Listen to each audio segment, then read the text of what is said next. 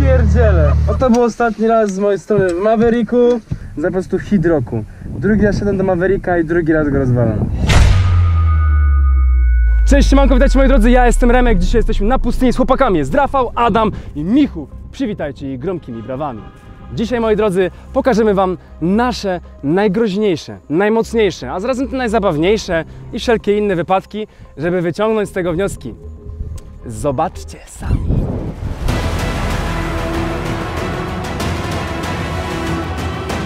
Ale jeszcze jedno, przepraszam moi drodzy, widzimy się w grudniu oczywiście. 8 grudnia w Tauron Arenie w Krakowie jest Super Enduro. Będziemy się super bawili. O tym więcej info w opisie, a zarazem w późniejszej części materiału. Oglądajmy, już lećmy z tym tematem.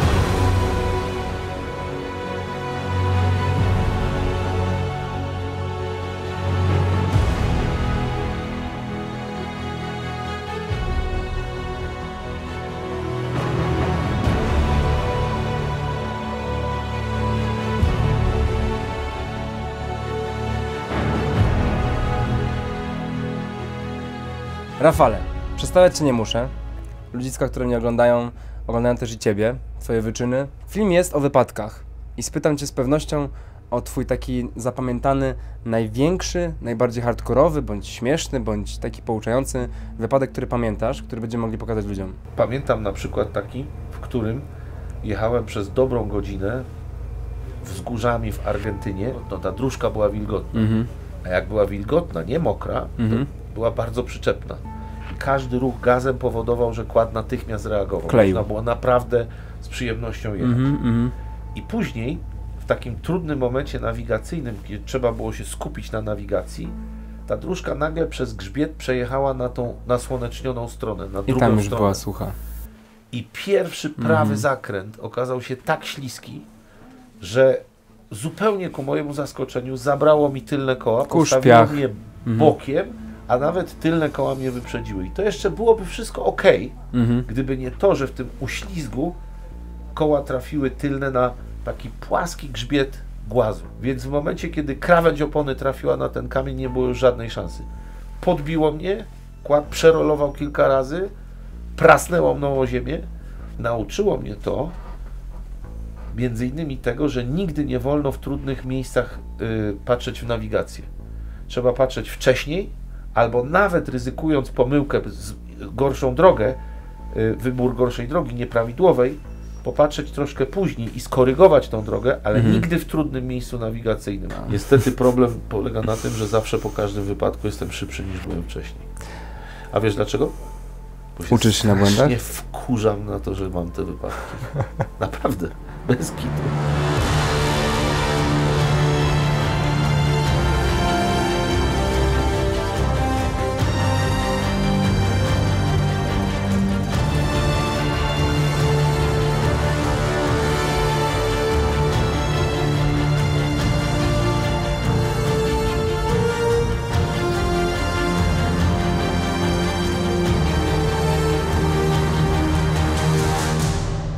Michu, moi ludzie Cię dobrze znają, byliśmy u Ciebie na torze. Rozwaliłem u Micha skrzynię biegów.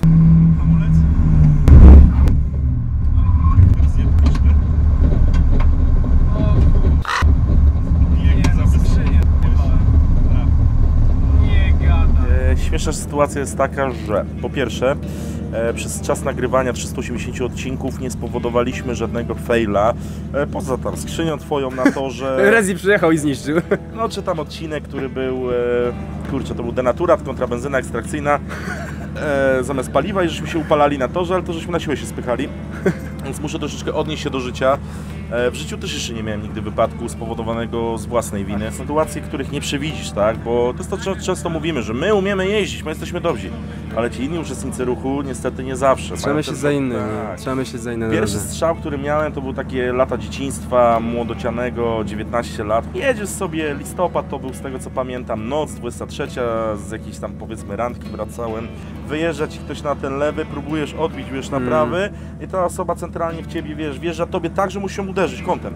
Okazało się, że przesympatyczna pani, 1,60 m wzrostu, 90 kg wagi, niczym mały zapaśnik sumo, podróżująca z małym dzieckiem z tyłu bez pasów i dużym psem dostali strzała, że półoś wyrwało z kołem na drugą stronę, więc ja pierwszy patrzyłem, czy dzieciak jest okej, czy wszystko jest okej. Ludzie się zbiegli. Pani miała tylko 3,5 promila, więc nie zauważyła mnie. Co ciekawe, drap się drap, wiesz po co jechali? Po browar. Mieli 300 metrów do domu i wsiedli w samochód, żeby jeszcze po browar pojechać, bo impreza była w chacie. Następny fail, no to znowu nie z mojej winy i obudziłem się w szpitalu i też pani zajechała, stwierdziła, że droga ma tylko jedną stronę, a drugiej strony nie ma. Leci ktoś czy nie? Cześć Rafale. A bo wy nagrywacie. Tak, przywitaj się. Cześć. Cześć Rafale. Cześć. Cześć. Ja mogę zaraz... Leci ktoś czy nie? Ja z chęcią się przelecę. A to jak Minuta. lecisz, to Okej, nie, leć. on musiałby wyłączyć. No i przyszedł Rafał, wziął mi gościa, idą lecieć. Idę pojeździć, pierdzielę.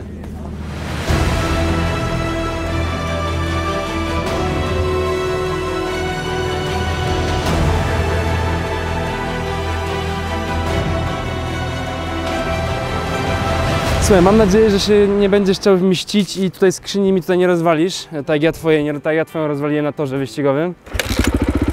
Pięknie.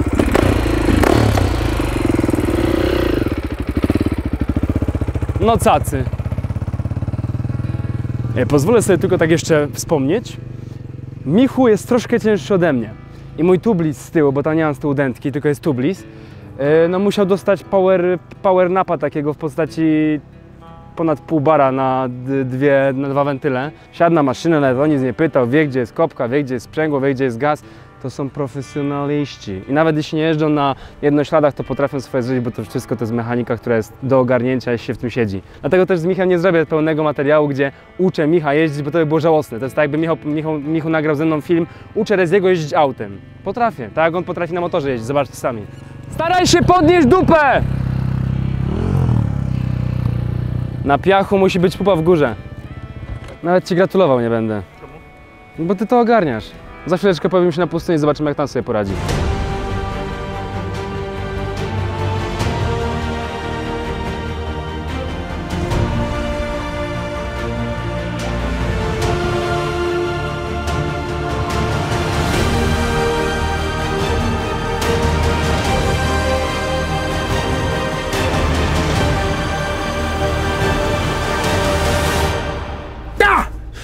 Sorry, z horroru mi zostało, jakieś jumpscary w głowie i horrorowe akcje.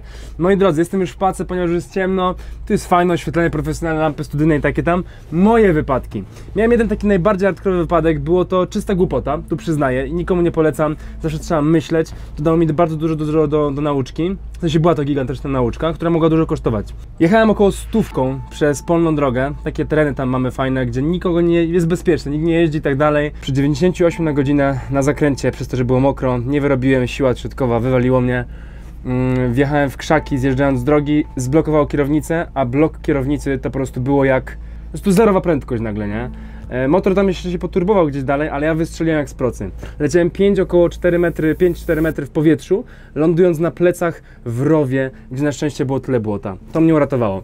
I to był taki bardzo duży, głupi błąd, który nauczył mnie tego, że pomimo tego, że znasz drogę, to warunki pogodowe i to trzeba by na pewno każdy z tych detali razem potem zebrane w kupę, pogoda, twoja energia, to czy cię łapy mniej bolą, czy trochę bardziej, już na tyle bardzo, że musisz zwolnić, to są wszystko elementy, które trzeba brać pod uwagę. Enduro jest strasznie niebezpieczne, trzeba być zawsze ubranym po kostki. Miałem to rzeczywiście wiele więcej innych wypadków, które też świetnie wspominam. Jest tych wypadków trochę, na enduro się zdarzają bardzo często, ze względu na to, że to jest jednoślad, jest to bardzo łatwo wyprowadzić spod kontroli. Wszystkie z tych wypadków nauczyły mnie po trochu, jedne więcej, jedne mniej, ale nauczyły mnie na tyle, że zdrowie jest tylko jedno i o nie zawsze dbajcie.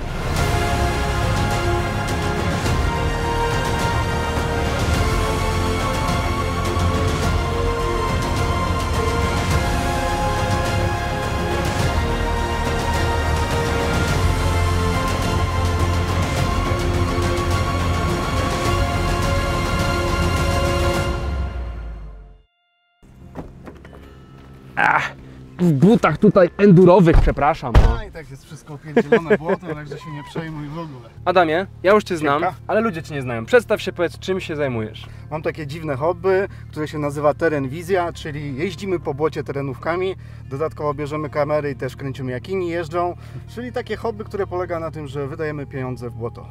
Ale poza wydawaniem pieniędzmi w błoto, z racji, że dzisiejszy odcinek jest o wypadkach, opowiedz o takim, który Ci najbardziej przypadł, że tak powiem, w pamięci, pamiętasz go doskonale i możemy go tu ludziom pokazać.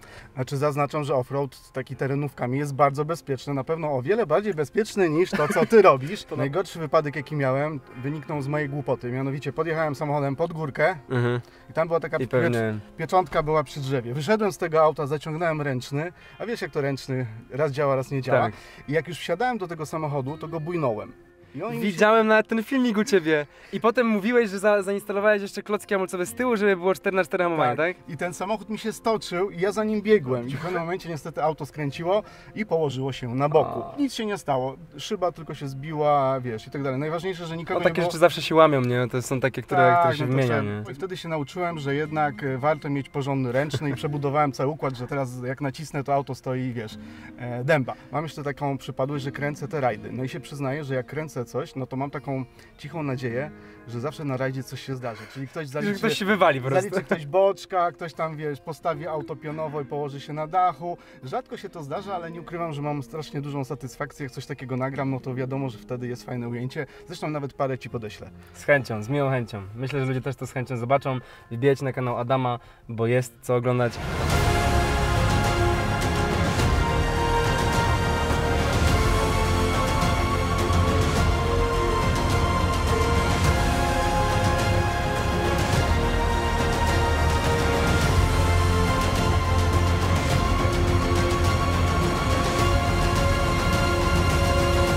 No i moi drodzy, to wszystko w tym filmiku. Mam nadzieję, że się podobał. Ale wiecie, o co chodzi. Zostawiacie masę łap w górę. Co się ze mną dzieje? Zostawiacie masę łap w górę. Zostawiacie masę łap w górę, jeśli chcielibyście więcej endurowych akcji, wypadkowych akcji, failów i wszelkich innych akcji, bo dzieje się tego masa. Piszcie komentarze, jakie byście akcje chcieli i subskrybujcie mój kanał oraz chłopaków, linki w opisie, by być na bieżąco, by śledzić te wszystkie offroadowe nasze perypetie życiowe, a są przepiękne. Oglądajcie, bądźcie na bieżąco, widzimy się 8 grudnia, Kraków, Tauron Arena, Super Enduro. Więc kupujcie bilety, bo widzimy się tam, wszyscy tam będziemy i Wy też bądźcie. Akcja jest naprawdę kozacka. Event jest niesamowity, byłem już tam 2 razy, będę i 3, czemu by nie. Widzimy się, do zobaczonka, linki w opisie. Elo! Żeby nie było za mało jazdy, 6:30 jest gotowość, możemy ubierać wszystko co potrzeba i śmigać.